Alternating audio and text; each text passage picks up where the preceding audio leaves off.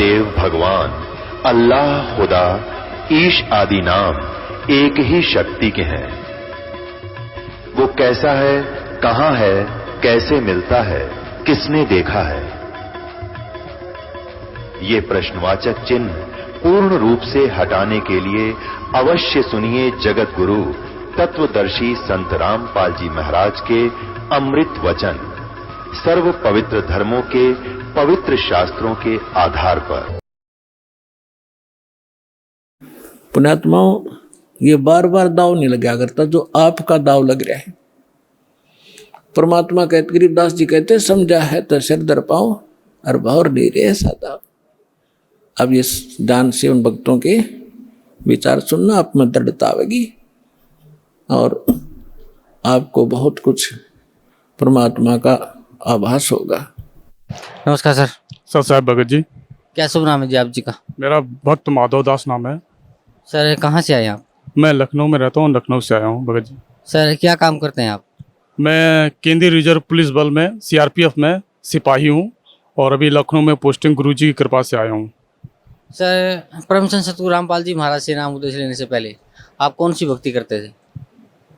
परम संत पूर्ण ब्रह्म परमेश्वर कबीर साहब की भक्ति आने से पहले मैं ब्रह्मा जी की भक्ति के अलावा जितने भी और देव हैं सबकी भक्ति करता था। बजरंगबली की खास के तौर पर बहुत ज़्यादा भक्ति करता था और मैं अपने हिंदू धर्म के अनुसार मैं सोचता था कि जो सही विधि है पूजा की उसको अपनाता था। जैसे सपोज के तौर पे मैं जितनी आरतियां भगवान देवताओं की हैं सब मैंने याद कर ली थी और पूजा सही विधि से करता था। जो पंडित लोग हमारे सही तरीके से पूजा नहीं करते थे, जैसे भूमि पूजन, वायु शुद्धि और कौन से भगवान को कौन सा पुष्प चढ़ाना है, उस तरह से मैं सोचता था कहीं कोई त्रुटि ना हो, इस तरह से मैं पूजा करता था। तो उसके बाद पूजा करते करते मुझे नहीं मालूम था क्या लाभ मिल रहा, क्या हानि मिल रही, जो कष्ट भुगता रहता था। शादी वादी हो गई, सब कुछ हो गया। उसके बाद परेशानियां घर में तो एक्चुअली बहुत रहती थी, लेकिन पता नहीं चलता था। यही सुनते थे लोग, पंडित का जी जो बताते थे कि प्रारब्ध के जो दुख हैं उसको आप भोग रहे हो। उसके बाद एक बार हमारे घर में ऐसी प्रॉब्लम आई कि मेरा मन ऐसा हुआ कि अपने सभी भाइयों को काट के फेंक दूं, मार डालूं। मेरा इतना दिमाग ख़राब हो गया। उसके मैंने जो घर बनवाया था अपने खून पसीने की कमाई से, सीआरपीएफ में जो फौजी आदमी का मेहनत का पैसा होता है, जो लगता है अगर सही उसमें जगह न मिले घर में तो बड़ा दुख होता है। मुझे अपने भाइयों के कष्ट की वजह से घर को छोड़ना पड़ा और अपने लखनऊ सिटी में ही किराए पे जाके रहना पड़ा। जब मैं किराए पे रह रहा था, फिर उसके बाद किराए को छोड़ के मैं अपनी ससुराल में आया। वहाँ ससुराल में आने के बाद मुझे ज्ञान गंगा की पुस्तक मिली। उस ज्ञान गंगा की पुस्तक को जब मैंने पढ़ा, मैंने एक बार पढ़ा, 2 बार पढ़ा, 3 बार पढ़ा।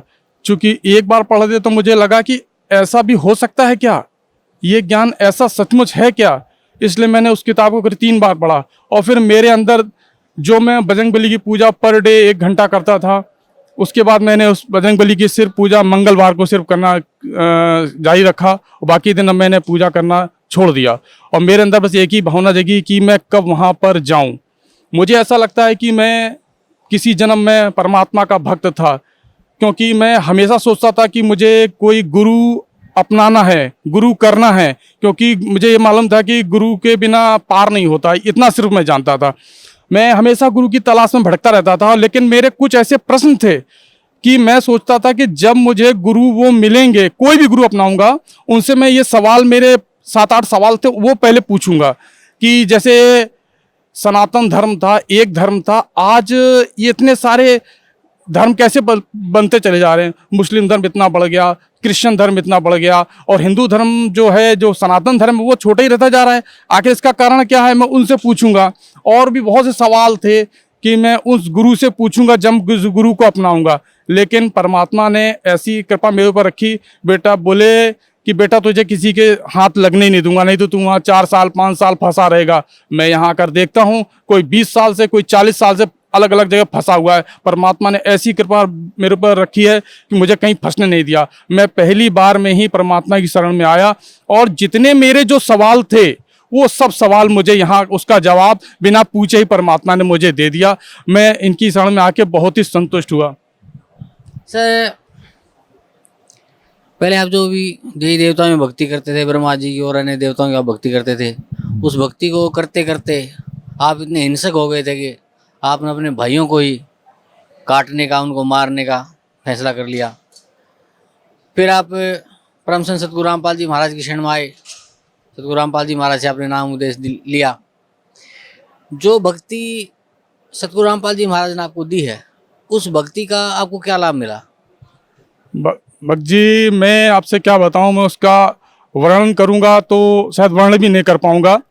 सबसे पहले मैं अपने फौज के सभी साथियों को ये बताना चाहूँगा कि मैं बड़े किस्मत वाला हूँ जो मैं यहाँ आज आकर अपनी बातों को रख पाने का मौका मिल रहा है। सबसे बड़ी मुझे खुशी इस बात की है, और मैं किसी दवा या किसी और चीज़ में आके नहीं बोल रहा हूँ। फौजी आदमी मैं सत्य बोलता है और मैं ही सत्य ही बोल रहा हूँ। आप मेरी सत्यता को सुनिए। जब मैं घर में प्रॉब्लम चल रही थी, मैंने अपने कमांडेंट 173 बटालियन के श्री अनुपम शर्मा साहब को ये सब प्रॉब्लम बताई कि श्रीमान मेरे घर में ऐसी ऐसी प्रॉब्लम है, मुझे भारत के अंदर कहीं भी ट्रांसफ़र ऐसी जगह कर दिए जहां मैं अपने पत्नी और बच्चों को रख सकता हूं। उन्होंने मुझसे वादा किया कि 3 महीने के अंदर आपका ट्रांसफ़र मैं आपके ग्रुप सेंटर के अंदर करा दूंगा। जो हमारी बटालियन होती है उसका एक ग्रुप होता है, उस ग्रुप में करा दूंगा। मैं कहा ठीक है गुरु साहब जी, अगर 3 महीने 5 महीने भी लग जाएंगे तो भी मुझे मेरा भला हो जाएगा, मैं तब तक किराए पर रह लूँगा।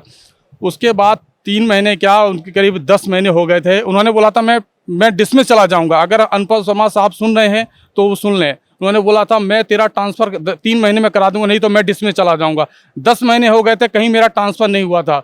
उसके बाद जब मुझे परमात्मा की शरण मिली, मैं यहाँ पर आया, मैंने परमात्मा से अरदास की, परमात्मा मैं घर से इतना दुखी हूँ। उन्होंने बोला मैंने प्रार्थना की, मुझे ऐसी जगह दे दीजिए, मुझे लखनऊ अगर पोस्टिंग मिल जाए मेरे घर के नज़दीक तो मैं अपना घर भी बनवा लूँगा, मुझे ऐसी हो जाए कृपा। तो मैंने जब भक्ति शुरू की, 2.5 महीने के अंदर मुझे यहाँ पोस्टिंग हो गया। पोस्टिंग की प्रक्रिया ये रही, मैं यहाँ से मेरा एक दोस्त, जब मैं पहली बार यहाँ आया तो दिल्ली में मेरा एक दोस्त मुझे मिल गया। मैं उससे 2 महीने तक करीब ऐसे बात करता रहा।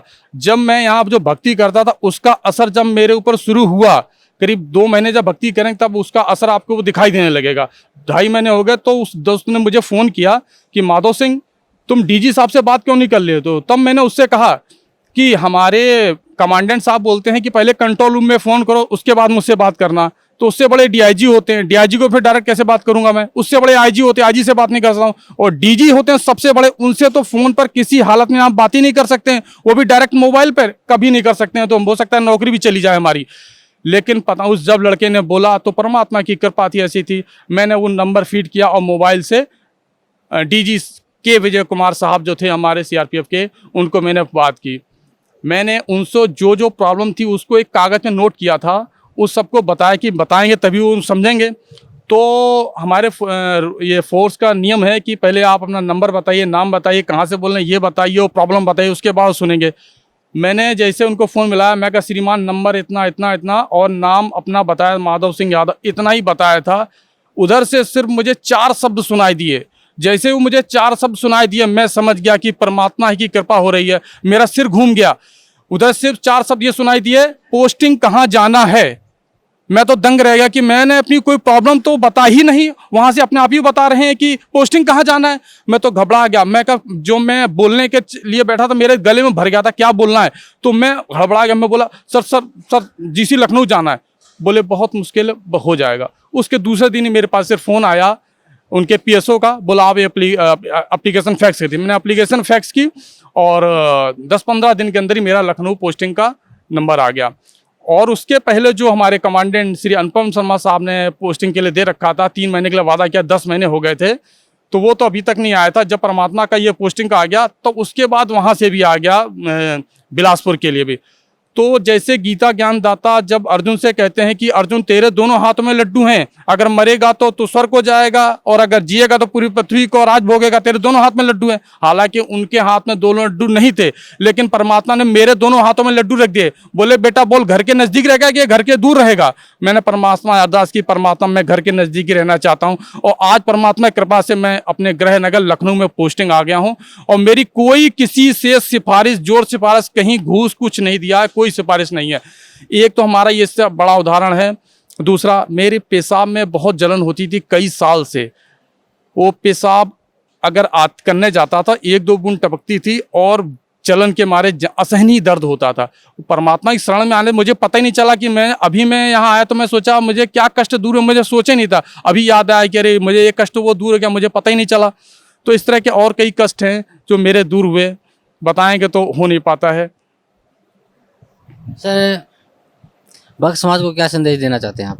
भक्त समाज को मैं संदेश देने लायक हुए नहीं, लेकिन परमात्मा की कृपा से मैं ये बताना चाहता हूँ कि हमारे फोर्स के जितने भाई बंद हैं और अदर फोर्स के हैं या सिविल समाज है, ये पूजा विधि है, ये परम पिता परमेश्वर हैं जो कहा गया है तत्वदर्शी संत। तत्वदर्शी संत यही हैं। और जो जितने भी पोंगे पंथी हैं, आसाराम जी हों चाहे निरंकारी बाबा हों, और ये निरंकारी बाबा और धन धन सदगुरु XYZ जितने भी हैं, मैं इनका नाम इतने को जानता भी नहीं, ये इनके जो गुरु हैं ये तत्वदर्शी नहीं हैं। तत्वदर्शी संत की पहचान क्या है? गीता अध्याय नंबर 15 के 1 से 4 तक में दी गई है। आज आप सब लोग साक्षर उसको पढ़ें और समझें और अपना कल्याण कराएं, यहाँ पर आए, ये तत्वदर्शी संत हैं। इसको मैं ताल ठोक कर बोलता हूं। मैं एक फौजी हूं, सत्य बोलने वाला इंसान हूं और सत्य बोल रहा हूं। आप आए, जब आप यहां पर आएंगे नामदान लेंगे तब आपको पता लगेगा। यहां पर आएंगे तो आपको बताया जाएगा कि 500 का जो असली नोट में क्या पहचान होती है। वो बताएंगे कि ये गांधी जी बने होते हैं और यहाँ पे 500 छपा होता है और यहाँ पर इधर दाएं लिखा होता है RBI की मोहर चांदी की लगी होती है। ये चीज आप लोग अभी 500 के जो नोट है उसको असलियत उसको नहीं जानते हैं। यहाँ पर उसको आपको असलियत बताई जाएगी। तत्व ज्ञान वो आपको यहाँ पर मिलेगा और संसार में किसी जगह वो तत्व ज्ञान नहीं है। इसलिए सर्व भक्तों से मेरी प्रार्थना है कि आएं और अगर मेरा फ़ोन नंबर नोट कर लें 9451390192। किसी भी प्रकार की शंका होती है तो मुझसे संपर्क करें। हालांकि मैं उसके लायक नहीं हूँ शंका के लिए यहाँ पर आएँ। मैं इसलिए बता रहा हूँ ताकि आपको लगता है तो मुझसे कांटेक्ट करके पूछ सकते हैं कि मैं झूठ नहीं बोल रहा हूँ। मैं ये भक्त समाज से यही बताना चाहता हूँ कि जो तत्वदर्शी संत यहाँ पर आए हुए हैं वो यहाँ पर हैं जिला हिसार, हरियाणा में हिसार है, बरवाला जगह का नाम है। यहीं पर आकर अपना कल्याण करवाएं और संसार में ये मोक्ष मार्ग कहीं पर भी नहीं है। ये ब्रह्मा विष्णु महेश मोहम्मद साहब, जय गुरुदेव और जितने भी बड़े बड़े संत महंत हुए हैं वो किसी के पास वो ज्ञान नहीं है। अगर मुस्लिम समाज हमारी बात को सुन रहे हैं तो वो भी सुन लें। हजरत मोहम्मद साहब का एंड कैसा हुआ था? उनसे ज़्यादा भक्ति करने वाला मुस्लिम धर्म में आज तक कोई जन्म नहीं हुआ है, लेकिन उनका एंड भी कैसा हुआ आप अपनी खुद कुरान में पढ़ के देख सकते हैं कि उनका एंड किस तरह से हुआ है। क्योंकि वो परम पिता परमेश्वर की भक्ति नहीं करते थे, वो सिर्फ काल तक ही सीमित थे। XYZ जितने भी ये धर्म है, जैन धर्म हो, क्रिश्चियन हो और जे भी XYZ, ये काल तक ही सीमित हैं। ये परम पिता परमेश्वर हैं। वो जब कलयुग 5505 वर्ष बीत जाएगा तब ही वो संत इस पृथ्वी पर आएंगे। कलयुग 5505 वर्ष बीता है 2006 में, तब ये परम पिता परमेश्वर यहाँ पर आए हैं और उन्होंने जब वो ज्ञान बताया है, खोला है 5505 में। हालांकि वो किस लिए आएंगे? क्योंकि इससे पहले जितने भी पोंगे पंथी संत महंत गणंत आचार्य शंकराचार्य मठाचार्य उन सब का ज्ञान जो है किताबों के अंदर निहित हो चुका है और उन सब ने अपना ज्ञान को इंटरनेट पे डाल रखा है ताकि वो अपने ज्ञान को अब चेंज न कर सकें। अब चेंज करेंगे तो अब वो पकड़े जाएंगे। अब परमात्मा आए हैं, वो अपने सत्य ज्ञान को बता रहे हैं, बेटा ये असली ज्ञान है, ये था ये नकली ज्ञान है। अब संत महंत जो पहले वाले हैं वो बहुत परेशान है, दुखी हैं कि उनकी जो रोजी रोटी है वो बिगड़ती जा रही है। क्योंकि हालांकि वो गलत तरीके से रोजी रोटी कमा रहे, उनसे भी है कि अगर वो आएँ और अपना नामदान यहाँ लेकर अपना भी कल्याण करवाएं, लेकिन ना वो अपना नाम कल्याण करवा रहे हैं बल्कि दूसरों को और गड्ढे में डाल रहे हैं। इसलिए भक्तों से प्रार्थना है कि इन सब संत महंत गणंतों आचार्य शंकराचार्य मठाचार्य जितने भी धीश मठाधीश हैं इन सबको छोड़ के तत्वदर्शी संत जिला हरियाणा हिसार बरवाला में आके अपना मोक्ष करवाएं। ये हमारे जीवन का सबसे बड़ा उद्देश्य यही है। मानव शरीर इसीलिए मिलता है, नहीं तो 84 लाख योनि में चले जाओगे, पता नहीं करोड़ों वर्षों के बाद फिर मनुष्य जन्म मिलेगा। इसलिए जब मनुष्य का जन्म मिला है, पशु पक्षी भेड़ की तरह इसको मत गवाओ, जीव यहाँ आकर अपना कल्याण कराओ। गीता जी के अध्याय नंबर 18 के श्लोक नंबर 62 में लिखा है कि तू उस परम पद की शरण में चला जा जिसकी कृपा से लौटकर तू इस संसार में नहीं आएगा। तो हम इस संसार में दुखों का ये घर है, गीता के अंदर पूरा ज्ञान निहित है, सब कुछ लिखा हुआ है। आप लोग पढ़े लिखे हैं, हिंदी में गीता छपी हुई है, गीता को पढ़ो, लेकिन आपको गीता ऐसे समझ में नहीं आएगी। पहले आप यहाँ तत्वदर्शी संत से नाम उपदेश लें, तब आपको तत्व ज्ञान के बारे में थोड़ा समझाएंगे, तब आपको और ज्ञान समझ में आएगा। गीता में क्या लिखा तब समझ में आएगा। इसलिए भक्तों से मेरी पुनः प्रार्थना है, अंतिम निवेदन है कि आप जिला हिसार हरियाणा में बरवाला में आएँ और परम संत पूर्ण ब्रह्म परमात्मा परमेश्वर संत रामपाल जी महाराज से उपदेश लें और अपना नाम दाम कल्याण करवाएं। धन्यवाद आपका, बहुत बहुत धन्यवाद। नमस्कार सर। नमस्कार सर। क्या शुभ नाम है जी आप जी का? मेरा नाम गणपत दास है। सर कहाँ से आए आप? मैं ग्राम हरंदिया, पोस्ट गौरुआ, जिला भोजपुर, बिहार का रहने वाला हूँ। ऐसे मैं दिल्ली में रहता हूँ। सर परम संत सतगुरु रामपाल जी महाराज की शरण में आने से पहले आप कौन सी भक्ति करते थे? मैं श्री रामचंद्र जी के बारे में बहुत सारा पढ़ रहा था और शोध भी कर रहा था, और ब्रह्मा विष्णु महेश का भी मैं पूजा कर रहा था, और विशेष करके मैं शंकर भगवान को बहुत जलोल चढ़ाया करता था। हमेशा सावन के महीने में सोमवार जितने मंगल व्रत वगैरह, जितने हनुमान जी के भी शनिवार के दिन और मंगलवार के दिन मैं 15 बरस की उम्र से मैं करना स्टार्ट कर दिया था, और मैं श्री रामचंद्र जी के धनुषधारी के मैं भक्ति करता था। तो सर जो ये भक्ति आप करते थे इन देवी देवताओं की, ब्रह्मा विष्णु महेश की, शिव जी की, इस भक्ति से आपको क्या लाभ मिलता था? इस भक्ति से हमको कुछ लाभ नहीं हुआ, और ऐसे केवल बस कथा कहानी सुनते थे, पढ़ते थे, लेकिन मेरा दिल नहीं मानता था कि ये इसमें कुछ, मेरे भक्त मन नहीं लगता था। मेरे को दिल नहीं मानता था कि ये इष्ट लोग हैं, ब्रह्मा विष्णु महेश, मैं नहीं मानता था कि ये इष्ट लोग हैं, और इनके भक्ति से मुझे कुछ लाभ नहीं हो रहा था। सर फिर आप परम संत सतगुरु रामपाल जी महाराज की शरण में कैसे आए? मेरा भाई एक फौज में है, वे पहले शिरडी के साईं बाबा के भक्त थे, फिर पुट्टी के साईं सतसाई के भक्ति करते थे। फिर उसने बताया 2011 में कि भैया एक हरियाणा में बरवाला में सतगुरु रामपाल जी महाराज हैं, वो तत्वदर्शी संत है, वे परम संत हैं, और उन्हीं के बारे में बताया। फिर मार्च में 2012 में मेरे को टेलीफोन करके बोला कि भैया आप रोज़ साधना चैनल देखो, आप तो सब गीता शास्त्र, सब मैं वेद शास्त्र वगैरह मैं पढ़ते रहता था, बहुत सारा किताब वगैरह, मेरे काफ़ी रुचि था अध्यात्म में, मैं बहुत स्पिरिचुअल स्टडी करता था, मैं बहुत बुक वगैरह पढ़ता था।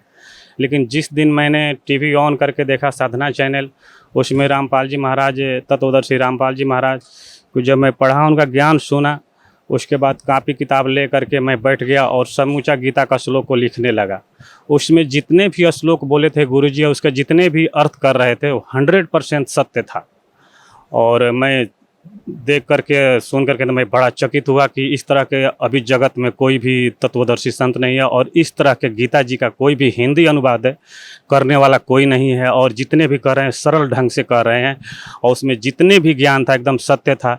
और गीता जी में खोल खोल करके, मैं तो बहुत बार गीता पढ़ा था, लेकिन मेरे को समझ नहीं आता था उसमें कि ब्रह्म क्या है, परम ब्रह्म क्या है, पूर्ण ब्रह्म क्या है, अव्यक्त भाव क्या है, उसमें ये सब बहुत सारे ऐसे कठिन कठिन शब्द लेकिन समझ में नहीं आ रहा था। लेकिन जब से रामपाल जी महाराज गुरु जी हमारे जब उसमें ये कहे कि नहीं, इसमें श्री कृष्ण जी के शरीर में प्रवेश होकर के इसमें ब्रह्म काल बोल रहा है, जिसे गीता अध्याय 8 के 13 मंत्र में वो खुद बोले हैं कि ये जो ओम अक्षर है ये ब्रह्म का मंत्र है, और ये ये जाप करने से परम गति होती है, मतलब कि स्वर्ग लोक मिलता है। फिर 16 अध्याय में, गीता अध्याय 8 के 16 में भी लिखा हुआ है कि ब्रह्म लोक तो पुनरावृत्ति में है, कि गए हुए प्राणी भी उस संसार में फिर लौट करके आते हैं। तो मैं गुरु जी के शरण में आया, मैं पूरे गीता जी के सब श्लोक को मैंने छांट कर मैं उनका सब अध्ययन किया, तो मुझे एकदम बिल्कुल सत्य साबित हुआ। और मैं गुरु जी को मार्च 2012 से मैंने पूरा स्टडी उनका बात सुनने लगा, सब सत्संग में सुनने लगा, भाग करके बैंक से आ करके, और मैं रोज़ टीवी देखता था कि उसमें सब मैं लिखता था। मेरे को इतना अंडरस्टैंडिंग है कि जितने भी इस देश के जितने भी साधु महात्मा, जितने भी संत हैं, मैं उनका प्रवचन करीब करीब सुन रखा था, लेकिन मेरा दिल नहीं मानता था, मेरी आत्मा नहीं मानती थी कि ये लोग बोलते हैं। जितने भी लोग बोलते हैं तो मेरे को ये समझ में आता था कि नहीं, ये सब झूठ बोल रहे हैं, इनके पास कोई सच्चा ज्ञान नहीं है।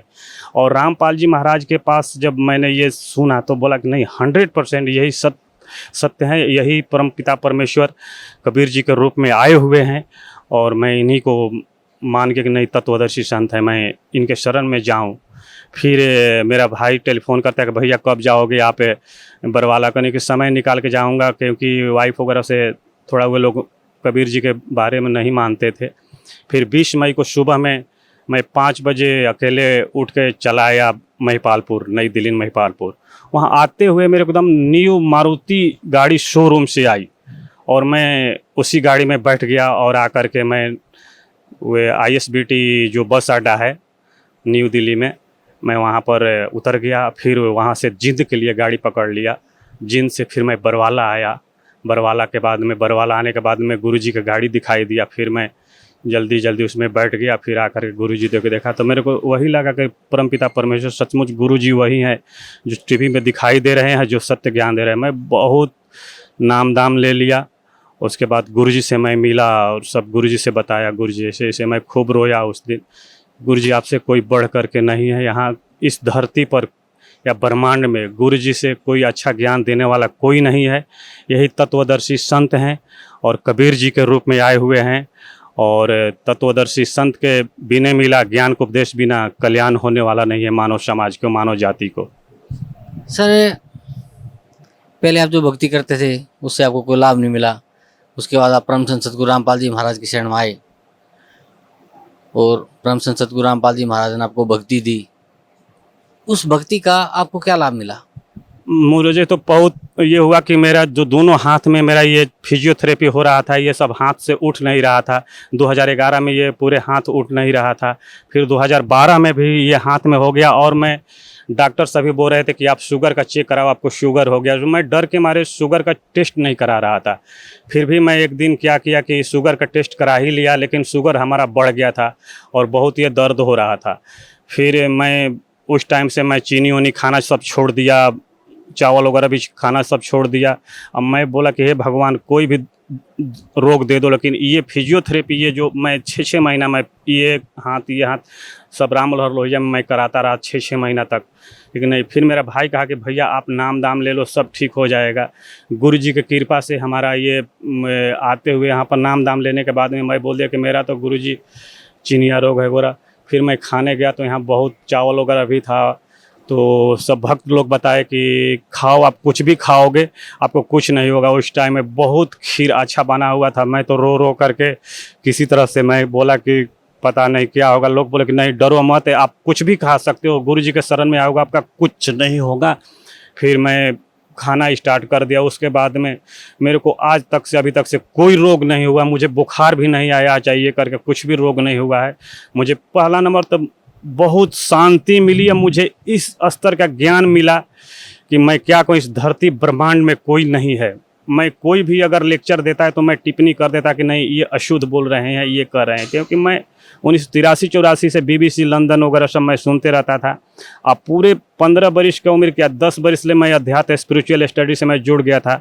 श्री रामचंद्र जी के बारे में ये करना, फिर श्री रामचंद्र जी के गायत्री मंत्र, सूर्य भगवान के गायत्री मंत्र, शंकर भगवान को ओम नमः शिवाय, हमेशा शुभ सोमवार को मंगलवार को, मैं क्या बताऊं, लेकिन मेरे को कोई लाभ नहीं होता।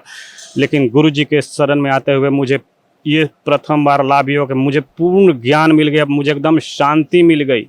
तो मैं किसी को नहीं समझता था कि कोई मेरे को हरा सकता है इस ज्ञान में कि ये स्पिरिचुअल स्टडी में, क्योंकि मैं सब वेद शास्त्र पढ़ रखा था। सत्संग भी मैं कर रहा था 1990 से, जब मैं 17 साल का था। तो उसमें वे लोग केवल राम कथा पढ़ाते थे। मैं बोला था बाबा से कि आप राम कथा सब ये होता है, ये सत्संग थोड़े है, सत्संग में तो सत कथा होनी चाहिए उसमें परमपिता परमेश्वर की। लेकिन वो बोले कि नहीं यही सत्संग है। एक दिन की बात है कि 2000 की बात है कि मैं कबीर भवन एक है महिपालपुर में, वहाँ से मैं गुजर रहा था। कबीर बाणी को मैं शुरू से 4थे क्लास 5वां क्लास ले पढ़ रहा था। फिर ग्रेजुएशन करते हुए मैं सोचा कि कबीर साहब इतने बढ़िया बाणी बोलते हैं, लोग उनको धानक कहते हैं। तो मुझे बड़ा दुख होता था कि कबीर साहब को धानक, मेरे तो बड़ा गुस्सा आती थी कि ये कितना पवित्र ज्ञान है, कितना अच्छा बाणी बोल रहे हैं। फिर मेरे को महिपालपुर में पता नहीं गुरु जी मिले या कौन मिला, उसने बोला कि गुरु गोरखनाथ जी तो त्रिशूल पर अपने बैठ गए थे ज्ञान के लिए। वहाँ पर कबीर साहब ने ऐसे करके अपना धागा ऊपर फेंका और 64 फीट पर बैठ गए। मैं उसी दिन से मैं जब ये ज्ञान सुना या गुरु जी के पता नहीं आकाशवाणी हुई किया मुझे ज्ञान मिला, उसी दिन से दिल में मान लिया कि परम पिता परमेश्वर अगर कोई है, अगर इष्ट देव है तो कबीर जी हैं।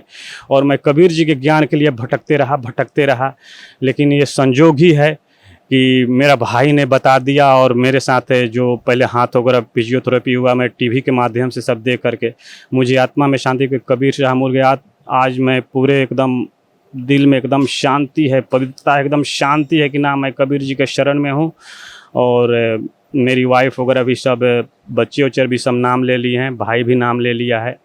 और घर में बड़ा विरोध हो रहा था और फिर भी मैं कहा कि नहीं, परमपिता परमेश्वर हैं तो कबीर जी हैं और तत्वदर्शी संत श्री रामपाल जी आए हुए हैं और बिना सतगुरु के कोई पार नहीं हो सकता है। जो मंत्र है ना, जो गीता अध्याय 17 के 13 में बताया गया, ओम तत् सत्य, ओम तो खुला हुआ है, तत् और सत्य सांकेतिक है जो लिखा हुआ है। हम गुरु बाणी भी पढ़ते थे, गुरु नानक जी के सब, मैं कहाँ कहाँ नहीं गया, मंदिर मस्जिद ग्वारे शंकर भगवान के जितने भी मंदिर हैं, दिल्ली से लेकर के पूरे बिहार के जितने भी बड़े, मैं जगन्नाथपुरी में 8 दिन रहा हूँ, वहाँ भी मैंने वहाँ गाय के घी चढ़ाया वगैरह करके, लेकिन उतना नहीं था। लेकिन मैं बड़ा रोता था, लेकिन शांति कहीं नहीं मिलती, ज्ञान नाम की चीज़ कहीं नहीं था, जो कि बरवाला आश्रम में है।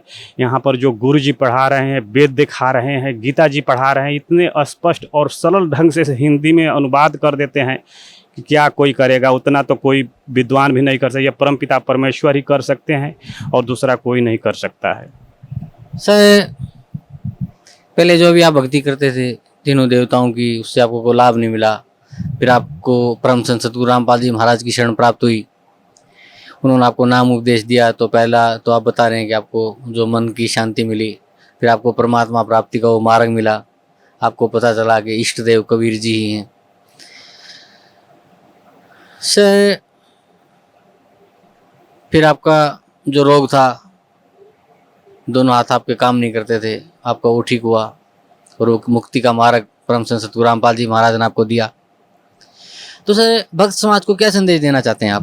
भक्त समाज को यही संदेश देना होगा, जितना जल्दी से जल्दी हो सके, ये समय जो है नष्ट हो रहा है, आप जितना से जितना भी जल्दी हो सके सतगुरु रामपाल महाराज से आकर के नाम दीक्षा लीजिए। बरवाला आश्रम जो हिसार में है, हिसार के नज़दीक में है, हरियाणा में, और अपना कल्याण कराइए। दूसरे को सुनने से नहीं है, आप खुलेआम देख रहे हैं कि वेद में सब लिखा हुआ है कि परम पिता परमेश्वर कबीर हैं, कबीर मनीषी हैं। यजुर्वेद अध्याय 40 के मंत्र नंबर 8 में लिखा हुआ है, यजुर्वेद अध्याय 5 के 32 मंत्र में स्पष्ट लिखा हो। तो बंदी छोड़वाई है, सब ऋग्वेद मंडल में, सब में जो गीता जी में लिखा हुआ है, इतने जितने भी ये वेद को और अनुवाद किए हैं, ये स्वामी दयानंद सरस्वती, ये सब कबीर देव को सर्वज्ञ कहते हैं। बताइए, कोई गाय को भैंस कह सकता है? नहीं कह सकता है ना। लेकिन ये सब झूठी हैं, इनको मान बढ़ाई है, सब नकली, सब ये ब्राह्मण लोग ये सब देश को बर्बाद कर दिए, भूत पूजा पुजवा कर सबको नष्ट कर दिए समाज में। ये बड़ा मेरे को बुरा लगता है। मैं समाज से कहूँगा कि जितना जल्दी हो सके, जितना से जल्दी हो सके श्री रामपाल जी महाराज के पास शरण में आइए और अपना नाम दाम लेकर के कल्याण करवाइए। और मैं अब क्या बताऊँ इनको, जल्दी जितना से जल्दी हो सके परमपिता परमेश्वर शरण में आइए और अपना कल्याण कराइए, इसी में सबका कल्याण है। सत्य जी, धन्यवाद आपका बहुत बहुत sir, thank you so much. Satgurudev की जय। बंदी छोड़ कबीर परमेश्वर जी की जय। बंदी छोड़ गरीबदास जी महाराज जी की जय। स्वामी रामदेवानंद जी गुरु महाराज जी की जय।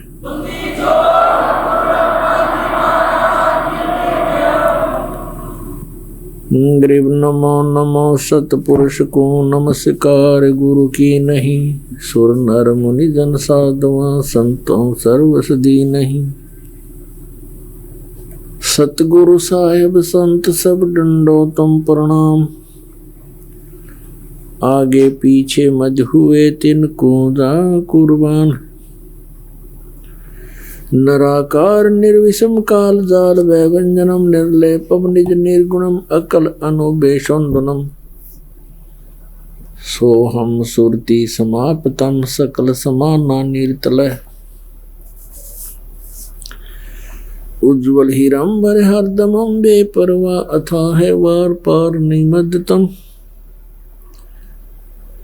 ग्रीव जो सुमरै सिद्ध होई गणनायक गलता ना करो अनुग्रह सोई पारस पद परवाना आदि गणेश मनाऊं गणनायक देवन देवा चरण कमल लो लाऊं आदंत करूं सेवा परम शक्ति संगीतम रिद्धि सिद्धि दाता सोई अवगत गुण अतीतम सत पुरुष निर्मोही जगदम्बा जगदीशम मंगल रूप मुरारी तन मन अर्पू सीसम भक्ति मुक्ति भंडारी सुर नर मुनि जन जावे ब्रह्मा विष्णु महेशा शेष सहस मुख गावे पूजे आद गणेशा इंद्र कुबेर सरीखा वरुण धर्म राय जावे समर्थ जीवन जी का मन इच्छा फल पावे 33 कोटि अधारा जावे शेष 88 उतर बहुजल पारा कट है यम की फांसी 33 कोटि अधारा जावे शेष 88 उतरे बहुजल पारा कट है यम की फांसी।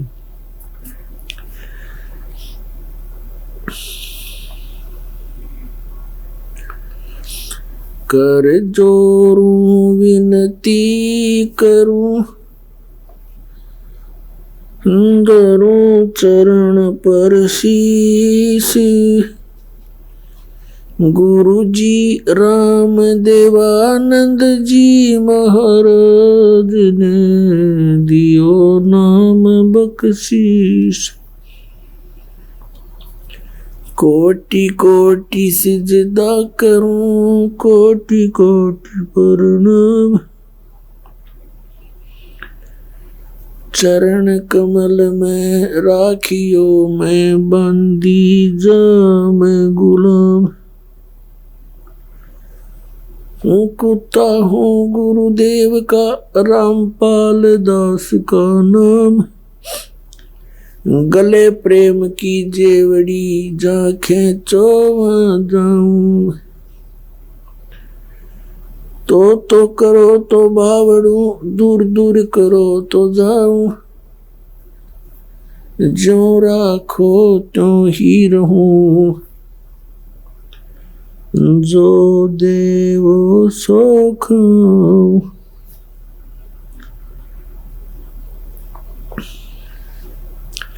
जय इब के सतगुरु मिले सब दुख आँखों रोय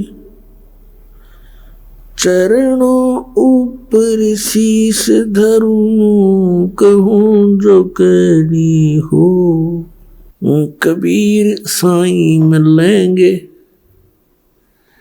पूछेंगे कुशलात आदि अंत की सब कहूँ अपने दिल की बात गुरु जी तुम ना भूलियो चाहे लाख लोग मिल जाएं हमसे तुमको बहुत हैं तुम जैसे हमको नहीं। परम पिता परमात्मा पूर्ण ब्रह्म सर्व सृष्टि रचनहार कबीर परमेश्वर जी की असीम कृपा से आप जी को सत्संग सुनने को प्राप्त हुआ।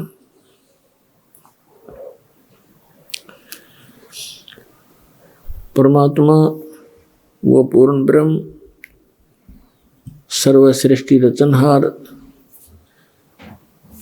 हम सभी आत्माओं के पिता हैं, वही हमारी माता है। तुम्हें माता से पिता तुम्हें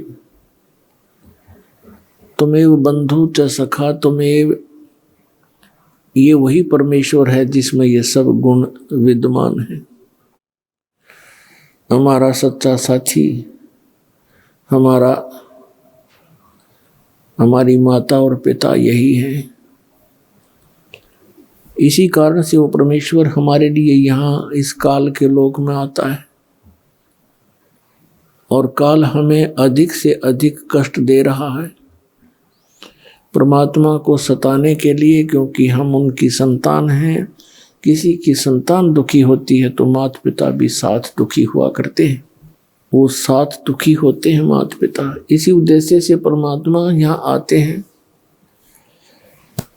और हमें इस काल के इस सुनियोजित षड्यंत्र से परिचित कराते हैं। उसके लिए हमारे को तत्व ज्ञान प्रदान करते हैं, जिसको सूक्ष्म वेद बोलते हैं। फिर हमें याद दिलाते हैं कि जिन क्रियाओं को करते करते तुम प्राण त्याग जाते हो, जिस संपत्ति को संग्रह करते करते आप अपना पूरा जीवन न्यौछावर कर देते हो, वो आपके साथ नहीं जाता। तो आपके साथ जो जाए वस्तु वो कौन सी है?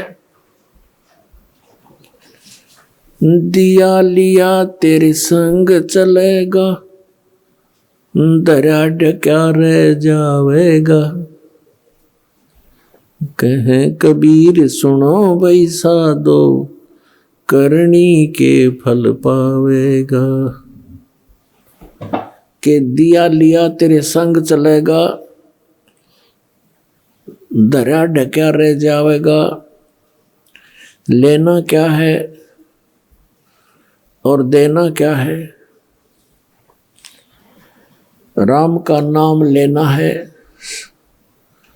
सच्चे नाम का सतनाम का जाप करना है, और देना दान है।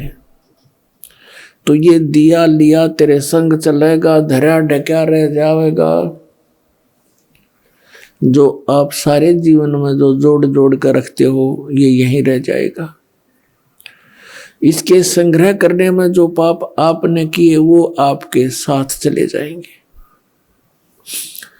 ये धन नहीं जाता, ये संपत्ति नहीं जाती। पुण्यात्माओं, परमात्मा की असीम रजा है आपके ऊपर। आपको मनुष्य जीवन प्राप्त हुआ इस समय में, ये वो समय है शायद बहुत ही युगों के बाद, बहुत ही जन्म जन्मांतरों के बाद आपको प्राप्त होता है। ये समय आपका मनुष्य जीवन, इस समय में सभी प्राणी पार होंगे जो इस सतनाम से जुड़ जाएंगे, इस दास से उपदेश लेकर मर्यादा में रहते हुए भक्ति करेंगे। और पार होकर के कहाँ जाएंगे? हम उस स्थान पर जाएंगे जहां कभी जन्म मृत्यु नहीं होती। अभी तक सतलोक सचखंड की महिमा बताने वाले ये नकली पंथ, राधा स्वामी पंथ, जय गुरुदेव पंथ, विनोद वाला ताराचंद पंथ, और ये धन धन सतगुरु सच्चा सौदा सिरसा और जगमाल वाली पंथ,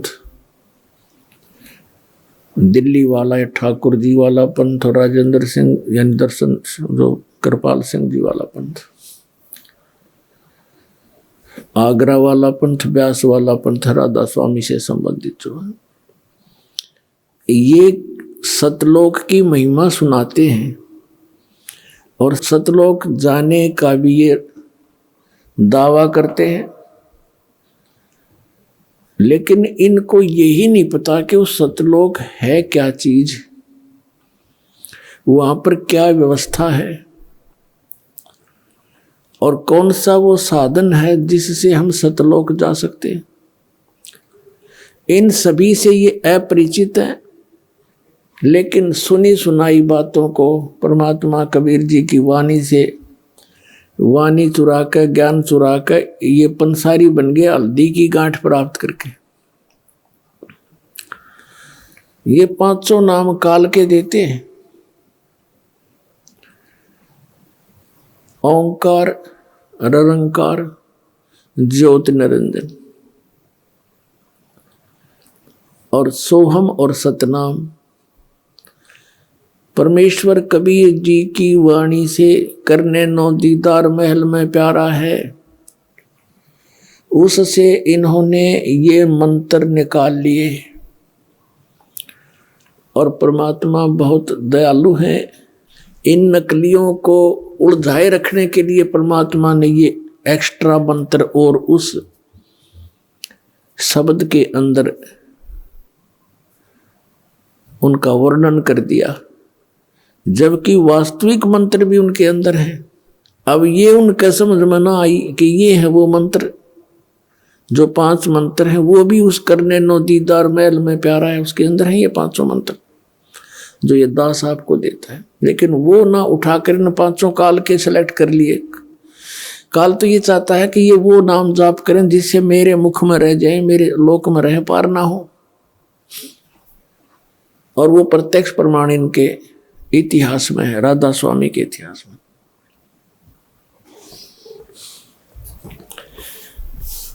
अपने आत्मा मोक्ष होगा नाम से और पूरे गुरु से प्राप्त करके।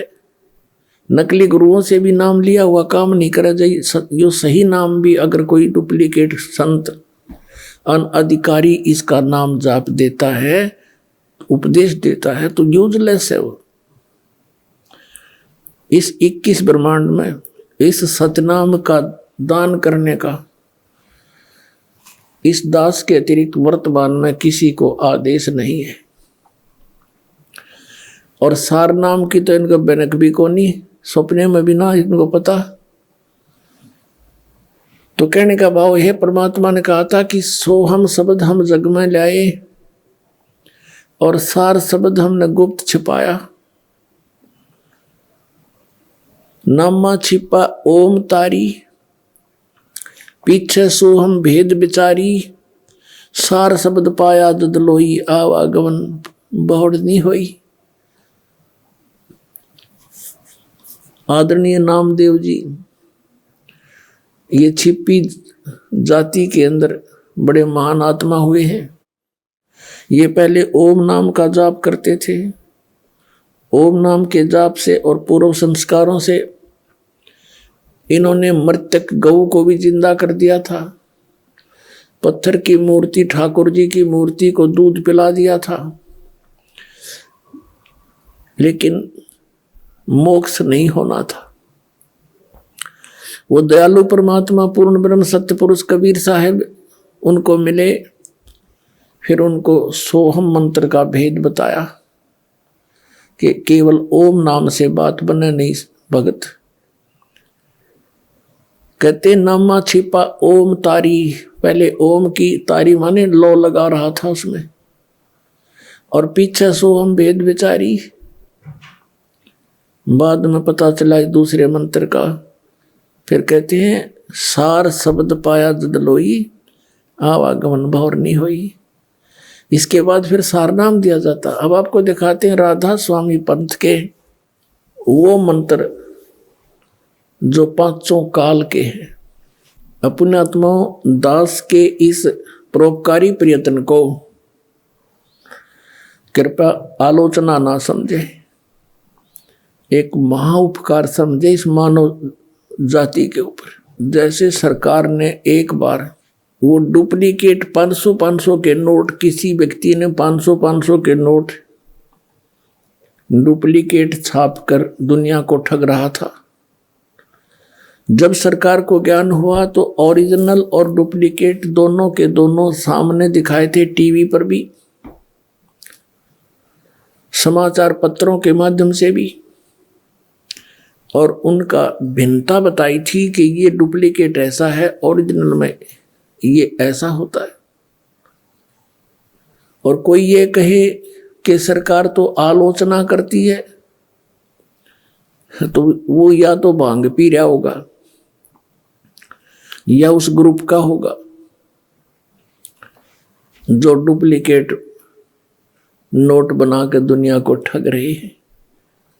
तो दास के इस प्रयत्न को या तो वो लोग ये कह सकते हैं कि ये आलोचना करते हैं जिनकी दुकानें बंद होने के कगार पर आने वाली हैं,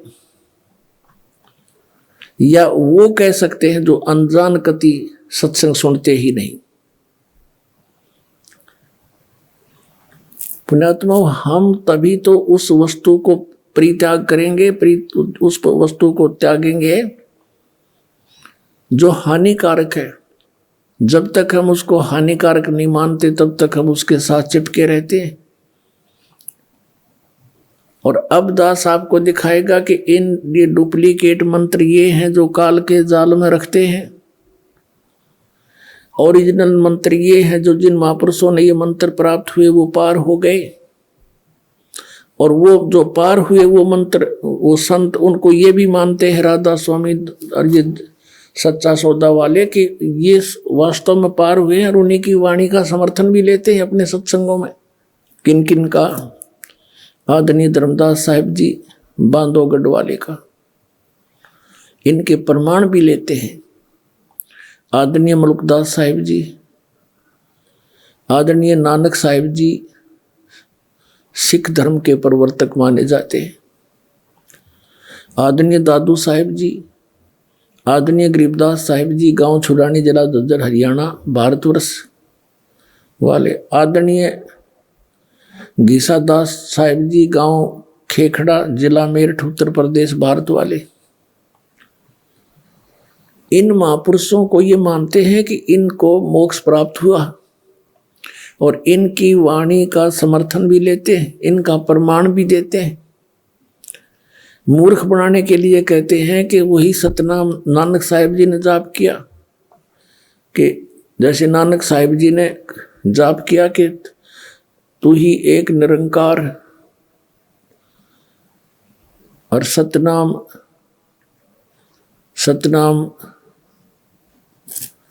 कहते ये जाप किया, सतनाम और एक तू ही निरंकार, ये उनका सतनाम था। और हमारा सतनाम कौन सा है? राधा स्वामी। हमारा सतनाम राधा स्वामी। और फिर सतनाम सतलोक है, सतपुरुष भी सतनाम है, सचखंड भी सतनाम है, सार शब्द भी सतनाम, और फिर ये पांचों नाम काल के जाप करते हैं। अब देखिए इसके विषय में जिस महापुरुष को ये ज्यादा महत्व देते हैं, श्री तुलसीदास जी हाथरस वाले को, और उनका बहुत सा ये प्रमाण देते हैं। अब उन्होंने क्या बताया इन 5 नामों के विषय में, देखिए इन्हीं के शब्दों में घट रामायण तुलसी साहिब हाथरस वाले की। बेलबीडियर प्रिंटिंग वर्क्स इलाहाबाद से छपी है। भाग 1 सतगुरु तुलसी साहिब हाथरस वाले की रची हुई यह ग्रंथ 2 प्रमाणिक लिपियों का मिलान करके बड़ी शुद्ध से 2 भागों में पूरा छापा गया है, जीवन चरित्र सहित। ये देखो इसके 27 पृष्ठ पर, ये 27 पृष्ठ पे है। वेद पिंड और ब्रह्मांड का अंतर गुफा तहां चल जाऊं, ता साहिब के दर्शन पाऊं। 5 नाम जीव जब भाखा, और 6वां नाम गुप्त कर रख्या। 5 नाम काल के जानो, तब दानी मन शंका आनो। निर्गुण निराकार निर्वाणी, धर्म राय यो 5 बखानी। जीव नाम निज कह बेचारी, जान बूझ दानी झक मारी। 5 नाम काल के जानो, तब दानी मन शंका आनो। 5 नाम जीव जब बाख्या, 6वां नाम गुप्त कर रख्या। अब इन 6वें नाम का पता ना, ये 5 नाम काल के रंकार ओंकार ज्योति निरंजन सोहम और सतनाम।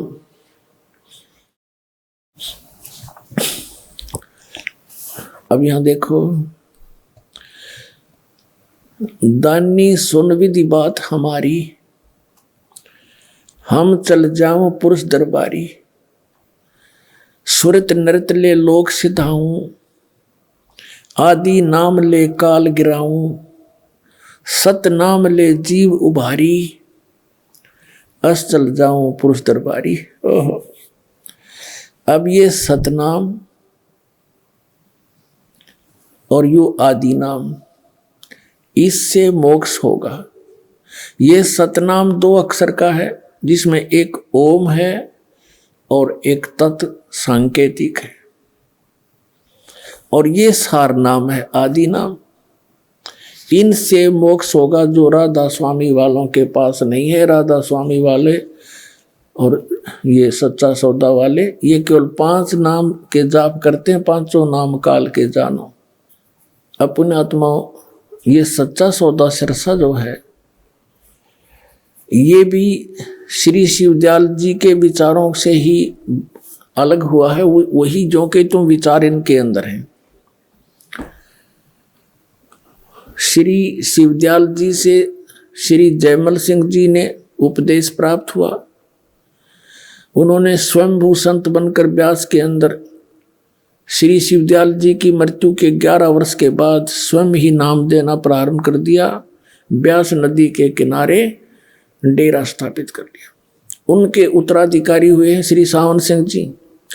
श्री सावन सिंह जी का शिष्य थे बेलोचिस्तानी शाह मस्ताना,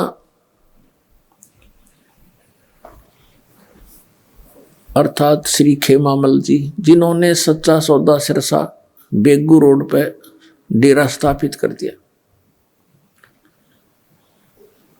अपने आत्माओं, यानी श्री शिवदयाल जी के ही ये अनुयायी हैं। ये सारा परिवार उन्हीं का है। और श्री शिवदयाल जी ये 5 नाम जाप करा करते, उनको क्या प्राप्ति हुई? बुद्धिमान व्यक्ति को संकेत बहुत होता है, और जरा सी भी अकल से काम लेंगे पुण्यात्माएं तो तुरंत त्याग देंगे इस नरक के मार्ग को। आपको दिखाते हैं, देखिएगा जीवन चरित्र श्री शिवदयाल जी अर्थात राधा स्वामी पंथ के प्रवर्तक का। ये है जीवन चरित्र राधा स्वामी दयाल की दया, राधा स्वामी साहेब जीवन चरित्र। स्वामी जी महाराज लेखक हैं लाला प्रताप सिंह सेठ उर्फ चाचा जी साहब। ये श्री शिवदयाल जी के छोटे भाई थे, जो इसके जीवन चरित्र को लिखने वाले। प्रकाशक हैं राधा स्वामी ट्रस्ट, स्वामी बाग, आगरा से। और ये कहाँ से छपी है? ये हैं श्री शिवदयाल जी, इनके परम धनी, इनके भी दर्शन कर लो। राधा स्वामी ट्रस्ट, स्वामी बाग, आगरा से ये छपी है। मुद्रक हैं अर्पण प्रिंटरी, राधा स्वामी चैम्बर्स, भालेज रोड, आनंद। इनके विषय में क्या लिखा है? परम पुरुष पूर्ण धनी हजूर स्वामी जी महाराज, ये पूर्ण धनी कहे जाते हैं इनके शब्दों। अब इन्होंने इनके विषय में क्या लिखा कि इनका कोई गुरु नहीं था। ये देखिएगा, और गुरु क्यों नहीं था? लिपापोती करते हुए इन्होंने क्या किया है? जीवन चरित्र स्वामी जी महाराज का पृष्ठ 27 पर इन्होंने, लेखक ने ये थोड़ी सी भूमिका बनाई है, क्योंकि अनामी पुरुष या मालिक कुल में सर्वशक्ति और ताकत है, और कुल का भंडार है, और इसकी कुदरत से रचना का सब काम चल रहा है। और जो परम संत वहाँ से आते हैं वे भी वही ताकत और समर्थता लेकर आते हैं। तो उनमें और अनामी पुरुष में कुछ जरा भी फर्क नहीं होता है। तो जब इस संसार में जीवों के उपकार के वास्ते अनामी पुरुष या परम संत आनकर प्रकट होते हैं, तो उनसे बड़ा संसार में कोई नहीं होता। तो वे किसी को गुरु नहीं बना सकते। इसी वजह से अब 28 पृष्ठ पर, इसी वजह से स्वामी जी महाराज का कोई गुरु नहीं था, और न किसी से उन्होंने परमार्थ का उपदेश लिया। अब पुण्यात्माओं, ये इसके इस भूमिका में क्या बनाना चाहते हैं कि ये परम शक्ति थे और ये अनामी पुरुष का ही अवतार थे, उन्हीं जितनी शक्ति वाले थे, इसलिए इनको गुरु बनाने की कोई आवश्यकता नहीं थी। पुण्यात्माओं, किसी भी महापुरुष की आप जीवनी देखें, सभी महापुरुषों ने गुरु धारण किए और सभी ने इस बात पर जोर दिया है कि गुरु बिन माला फेरते, गुरु बिन देते दान, गुरु बिन दोनों निष्फल हैं, चाहे पूछो वेद पुराण। ऐसे ही नानक साहिब जी ने गुरु की महिमा पर कलम तोड़ रखी है और नानक साहिब जी के भी गुरु थे। अपने आत्मा गुरु के बिना कोई भी कार्य सिद्ध नहीं होता। कभी परमात्मा कहते हैं, राम कृष्ण से कौन बड़ो, उन्हों भी गुरु की ने, तीन लोक के वे धनी ही गुरु आगे आधीन। नानक साहिब जी को भी गुरु मिले। कौन मिले? अब इस बात के ऊपर अभी तक पर्दा डला हुआ था कि श्री नानक साहिब जी के गुरु जी कौन थे। ये कल के सत्संग में आपको कंसेप्ट क्लियर कर दिया था और पहले भी पिछले सत्संग में भी आपको बताया था। अब प्रसंग जो चल रहा है हम उसी को आगे बढ़ाएंगे। श्री नानक साहिब जी ने अपने मेला पहला की वाणी में, जो गुरु ग्रंथ साहिब के पृष्ठ नंबर 1342 पर अंकित है, उसमें क्या कहा है कि गुरु सेवा बिन भक्ति ना होई, अनेक जतन करो क्यों ना कोई, बिन सतगुरु बैठे मुक्ति ना हुई। 946 पृष्ठ पे लिखा है, बिन सतगुरु बैठे मुक्ति ना हुई और बिन सतगुरु भेंटे महादुख पाई। नानक गुरु समान तीर्थ ने कोई, सच्चे गुरु गोपाल, बिन सतगुरु सेवे जोग न हुई, बिन सतगुरु भेंटे मुक्ति न हुई, बिन सतगुरु भेंटे नाम न पाया जाई, और बिन सतगुरु भेंटे मां दुख पाई। पृष्ठ नंबर 946 पर गुरु ग्रंथ साहिब में मेला पहला की वाणी है। बिन सतगुरु भेंटे महागर्भ गुबार, नानक बिन गुरु मुआ जन्म हारे। फिर गुरु ग्रंथ साहिब के 1342 पृष्ठ पे लिखा है, गुरु सेवा बिन भक्ति ना हुई, अनेक जतन करे जे कोई, ज्ञान ध्यान नर हरि निर्वाणी, बिन सतगुरु भेंटे कोई न जानी, बिन सतगुरु किन्हें न पाया। सतगुरु बिच आप रखियानो, कर प्रगट आदि सुनियाई, सतगुरु मिलिए सदा मुक्त है, जिन विच हो मोह चुकाई। कृपा करे जो आपनी ता गुरु का शब्द कमाई, नानक कह सुन जन्म जन हो इत।